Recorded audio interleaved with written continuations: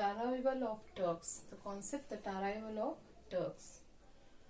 The credit of establishing the Muslim rule in India goes to the Turks. Who are these Turks? Turks are the people who belong to Turkey. The Muslim invasion in India began with the Arab invasion of Sindh in the year 712. This was because India, which had broken into many small kingdoms in the 8th century, paved the way for the foreigners to invade India. Okay, and when Arabs conquered Central Asia, that is the region which stretches from the Caspian Sea in the west to China and Mongolia in the east, and from Afghanistan and Iran in the south to Russia in the north, they enslaved Turks. Arabs enslaved Turks. They enslaved Turks and forced them to adopt Islam. And many of these Turks, they turned fanatic, and they also became the great governors and the generals, and became the feudatories of the caliphs also. These caliphs are the religious rulers regarded themselves as a successor of Muhammad Paigambar. Okay, and they were ruling Baghdad. So these Turks, they became a great generals and governors of these caliphs. Okay, and however, with the decline of the Arab power, these Turks, they declared themselves as independent rulers, and they set up an independent kingdom in Persia and Afghanistan. Okay, and this Ghazni is one of the capital of the large Turkish kingdom that ruled Afghanistan. Now let us know few facts about the Arabs. These Arabs were from Arabia, and they were good in trading in many ways. They had already advanced India, and India had a business ties with the Arabs. And some South Indian kings were, some Indians were also had imported horses from the Arabs. And some Arabs had merchants had come to settle down in South India, that is in the Malabar coast, and then they began to spread their faith and began to build the mosque also. The Indian rulers did not object to it, and they were learning each other. But in the 8th century, there was an invasion from the Arabs, and the invasion was from the Muhammad bin Qasim. Okay, and he conquered Sindh in the year 712 CE and Multan in the year 713, and thus these territories, that is Sindh and Multan, they remained under the control of the Arabs around 1.5 century. Okay, now Arabs started invading India. Okay. Arabs also greatly had contributed in many ways. That is, they have translated many of our Sanskrit books and further developed science, astronomy and mathematics, and they also gradually adopted to the Indian way of life and freely intermingled with the local people also. So after the time of the Arabs over, then comes the Turks.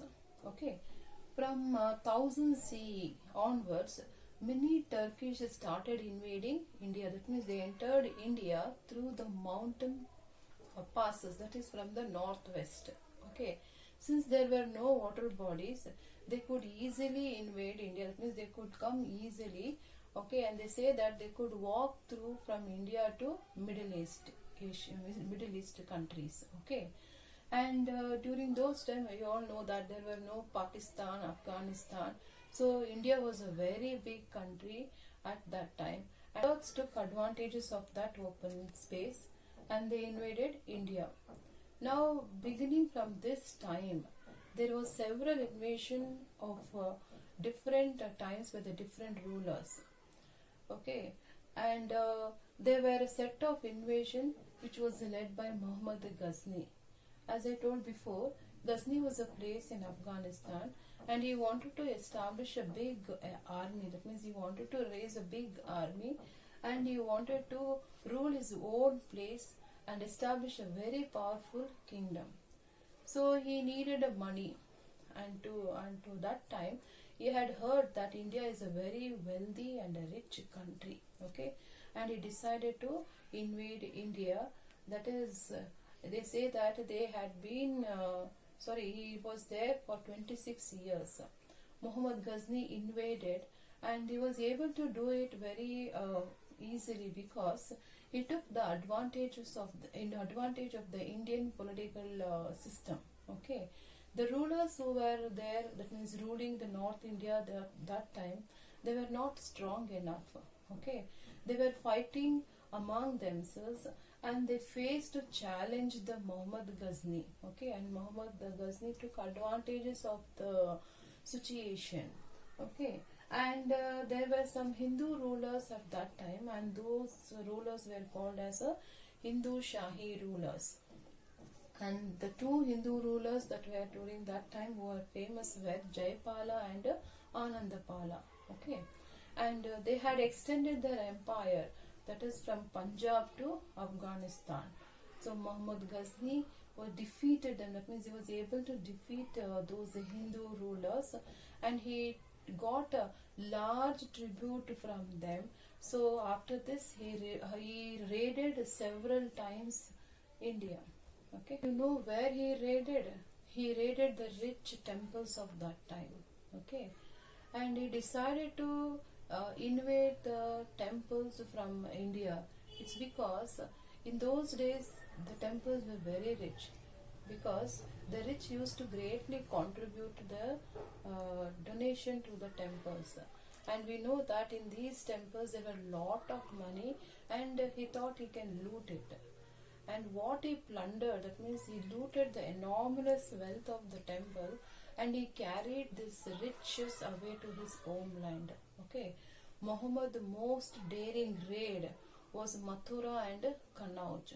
Both of this are in Uttar Pradesh. Okay, and he raided them in the year 1018 and then in 1026. Very daring raid that he made was against the Somanatha temple, that is in Gujarat, and he plundered the wealth and even the precious stone also.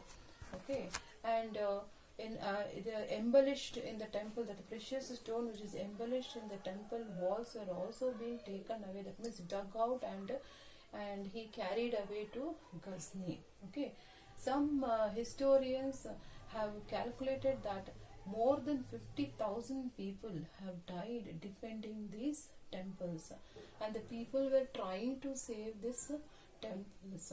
Okay, Muhammad Ghazni, he plundered the town and left for Ghazni with hundreds and hundreds of elephants and camels, carrying the gold, silver, costly jewels, and a beautiful gate of the temple also.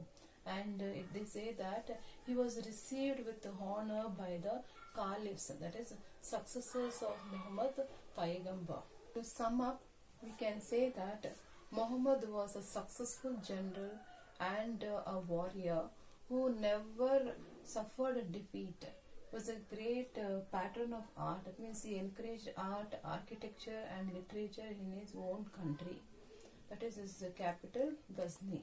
Okay, and his capital was adorned with many beautiful, that means he had built many beautiful temples, mosques, libraries, museums and universities.